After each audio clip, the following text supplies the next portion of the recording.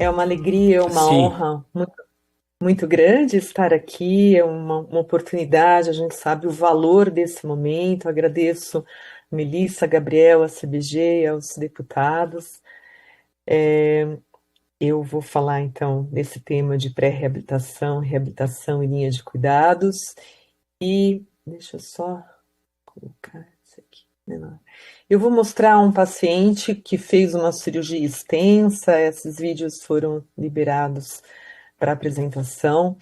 É um paciente num pós-cirúrgico de uma cirurgia extensa, ele retirou a língua inteira, então a gente vê toda a complexidade, os tubos, a traqueostomia, o buraco no pescoço, a sonda no nariz para alimentação, a grande dificuldade de fala, que ele fala pela primeira vez após a cirurgia e agradece Nossa Senhora. Primeiro respira e fecha.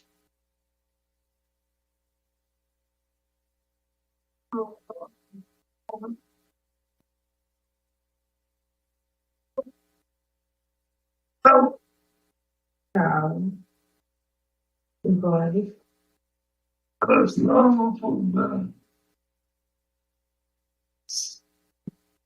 Primeiro respira e fecha. E aqui ele, um mês e pouco depois, na sua casa, ele era um chefe gourmet, gostava de cozinhar. Oi, o que que você está fazendo para o almoço? Estou fazendo costela, tactu, batata desfiada, cebola frita, mandioca frita e salmão. Sem língua. E ele comendo aqui na família, falando, comendo sem a língua a sua costela. E aí, o papai? Uma delícia. Tô vendo você comer mesmo. Maravilhoso. Que isso, marmitos? É,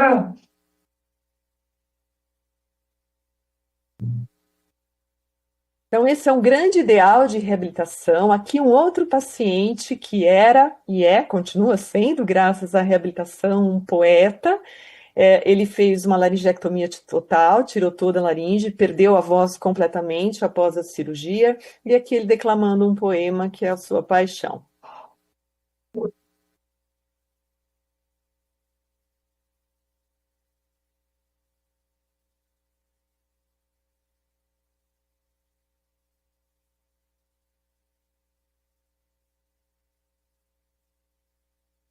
Então, o tratamento do câncer de cabeça e pescoço já foi falado algumas vezes, né? Independentemente da modalidade, ao afetar essas regiões únicas no nosso corpo, que tem múltiplas funções, funções vitais, além de toda a estética, ele pode acarretar, então, em sequelas na voz, na fala ou na deglutição, em diferentes graus. Quanto mais avançado o câncer, quanto mais tarde esse diagnóstico for feito, pior são as sequelas. Aqui as sequelas de fala vocês já viram, aqui um paciente tentando engolir, e na hora que ele engole, o alimento, em vez de entrar no esôfago, que é o correto, ele entra no pulmão. Aqui, né, contrastado, então aqui ele vai entrar no pulmão, o que muitas vezes é causa de pneumonia e até óbito, quer dizer, o paciente morre de uma complicação, de uma dificuldade de engolir, de comer, e não pelo câncer. Muitas vezes ele está tratado do câncer e morre de uma pneumonia. Então a gente tem que, obviamente, a cura é o grande objetivo, não há dúvida quanto a isso, mas o cuidar, a jornada do paciente oncológico, ela é maior e envolve, né, toda a reabilitação e mais ainda, né, a reinclusão, a reinserção social. Então, a gente tem um time muito grande, né, que já deu para perceber que é importante no câncer de cabeça e pescoço, com todas as suas particularidades, com os cirurgiões, com os radioterapeutas, com os oncologistas, e com todo o time de reabilitação, que é o tema da minha fala. Então, pela OMS, o que é reabilitação? É um conjunto de intervenções com o propósito de melhorar o funcionamento e reduzir a deficiência originada da interação entre indivíduos com condições de saúde e seu ambiente. Então, qual o objetivo de uma reabilitação em câncer? Ajudá-lo a permanecer mais ativo possível, e participar da família, voltar ao seu trabalho e outras funções da vida. Diminuir os efeitos colaterais e sintomas do câncer e de seu tratamento. Ajudá-lo a ficar mais independente possível e melhorar sua qualidade de vida. Dentro da reabilitação, hoje em dia, a gente entende, né, essa linha de cuidado, essa jornada de cuidado, desde a pré-habilitação. Então, desde o momento que ele é diagnosticado, a reabilitação pode e deve entrar nesse momento. Durante o tratamento, que muitas vezes durante o tratamento radioterápico, quimioterápico, a reabilitação de suporte, onde eu vou trabalhar com essas sequelas, e até, né, na reabilitação paliativa, onde há muitas possibilidades de atuação e de melhora de qualidade de vida. Então, na pré-habilitação, o paciente que é orientado, que recebe uma orientação sobre as suas sequelas de fala, suas sequelas de deglutição, ele pode chegar num pós-tratamento com muito mais tranquilidade, né? Nesse momento são feitos encaminhamentos necessários para nutrição. Muitos pacientes com cirurgias avançadas, por exemplo, de língua, eles vão precisar de sonda nasointeral, no mínimo no pós-operatório ali recente.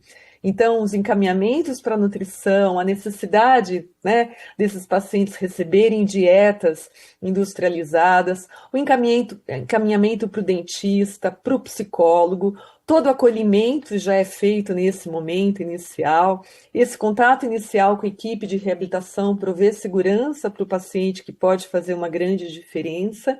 E muitas vezes a avaliação inicial e às vezes já uma intervenção neste momento, né? Um paciente que está muito emagrecido, que perde força muscular, se a reabilitação intervir nesse momento, a gente vai ter resultados cirúrgicos muito melhores, né? O dentista é extremamente importante, às vezes já nesse pré-cirúrgico, para fazer moldagens de próteses, para que o paciente chegue num pós-cirúrgico melhor. Então, aqui é uma paciente de 16 anos, tratada, mas olha a voz. 7,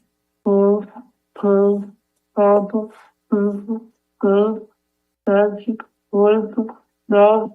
Colocando a prótese, fazendo a reabilitação fonoaudiológica, a gente consegue 2, 3, 4, 5, 6, 7, 8. Então, a grande integração entre um tratamento para a cura, né, o tratamento cirúrgico e ou radioquimioterápico, o curar, né, mas o cuidar, a integração desse cuidar, a qualidade de vida, as perspectivas que essa menina vai ter ao retornar com uma fala muito mais aceitável socialmente.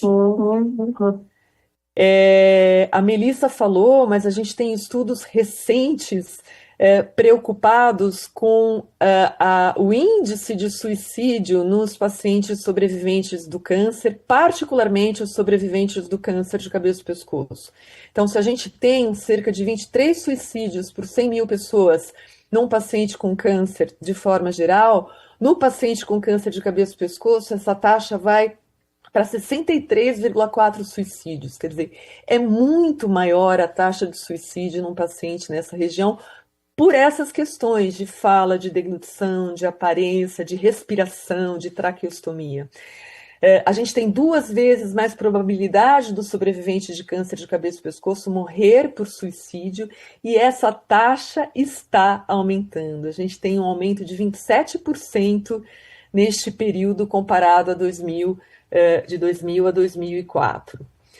Então, a gente pode trabalhar, deve trabalhar antes da reabilitação, já na presença do tumor. A gente vê imagens cerebrais mostrando diferenças cerebrais na presença de um tumor, né? Quanto que há modificações, e isso pode e deve ser trabalhado.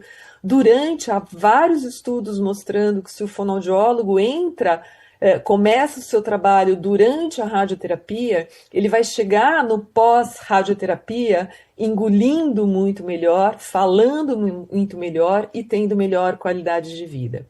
E após o tratamento, para qualquer modalidade de tratamento, para qualquer região, para qualquer sítio tumoral. Falando especialmente da laringectomia total, né, o indivíduo perde a laringe, passa a respirar pelo traqueostoma, não há mais comunicação com o nariz, ele tem alterações de olfato e perde 100% da voz. A gente tem opções de reabilitação, então a laringe eletrônica, pela qual a Melissa se comunica, temos a colocação de próteses, mas tudo isso tem um custo que nem sempre o paciente tem possibilidade de arcar. Fora isso, a gente tem toda a reabilitação, quando o traqueostoma fica aberto definitivamente, o pulmão reage produzindo muco, tendo infecções, tendo sinusites. Então, hoje em dia, também a ciência já mostrou que a utilização de filtros reabilitam esse pulmão, né? E, novamente, isso não é disponibilizado para grande parte dos pacientes. Também estudos vêm mostrando as dificuldades financeiras, né, que o paciente com câncer de cabeça e pescoço enfrenta. Aqui um paciente que fez uma retirada da laringe, falando um pouquinho sobre isso. A preocupação com a parte financeira também passou a ser um grande fantasma, porque quando você é o provedor da família, isso impacta em todos, mas principalmente no paciente. Tem ainda os remédios que com o tempo vão aumentando de quantidade e finalidade. Tem insumos para se ter razoável para boa uma qualidade de vida.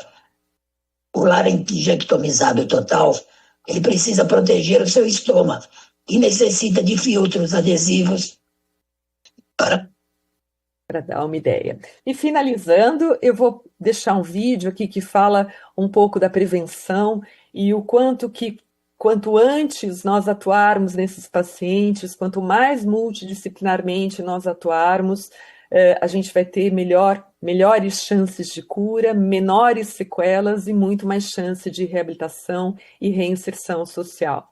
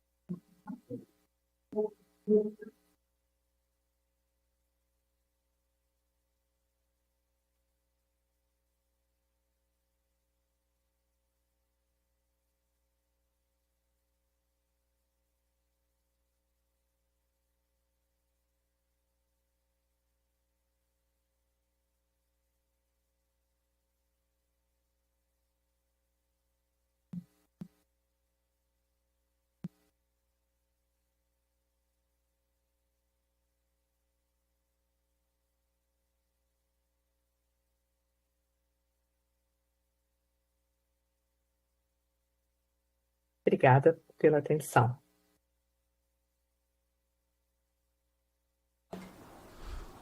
Obrigada, senhora Elizabeth Carrara, por suas contribuições, e passo a palavra